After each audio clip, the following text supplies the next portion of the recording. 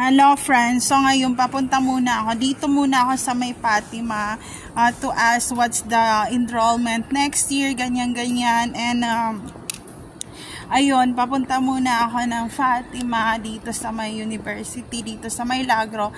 Tapos papunta ako ng FEU and also kung may time, papunta ako dun sa Bagay talaga to get those baggage na cargo. So hindi pa tapos.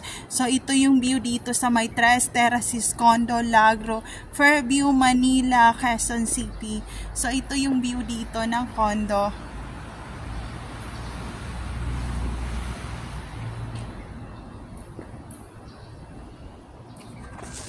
Tapos, ma-share ko pala, ganito rin yung view ng condo sa may Baguio na gusto naming kunin mag-asawa and hindi natuloy yung, nagpa-reserve na kami pero hindi natuloy yung kasi kinancel ko rin kasi ayun, wala pa kaming pera noon and hindi pa umabot ng 1 million yung pera namin nung time na yon. So, sinuwerte lang talaga kami simula nitong 4 years straight na online na to ng COVID.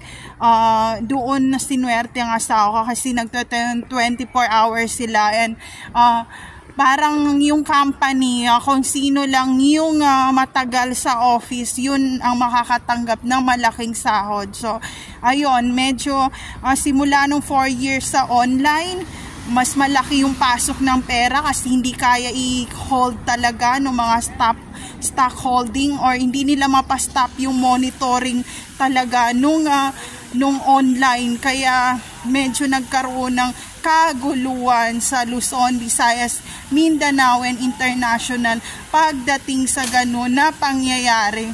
So ayun,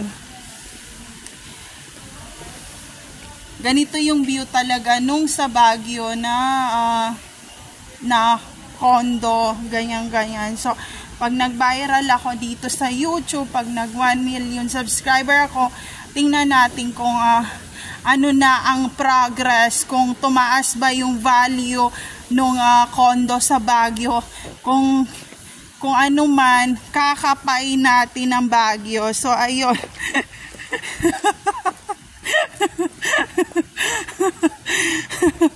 So there's no safe place to all targeted individual out there. Take care always everyone. And meron ditong pa swimming pool talaga. So ayan, ito yung part na gusto ni Gabi na swimming. Kaso this time wala akong talaga na nababoys to skull ako, napa-frequency ako. So hindi ko sila mabantayan talaga. But maybe next year we will see what's happening kasi hindi naman pwede laging ina-attack nung frequency talaga. So ito yung view dito habang wala pang naliligo. So ayun, nag-knee high boots ako kasi umuulan. So ayan, maputik. So ayan, off ko na muna yung camera.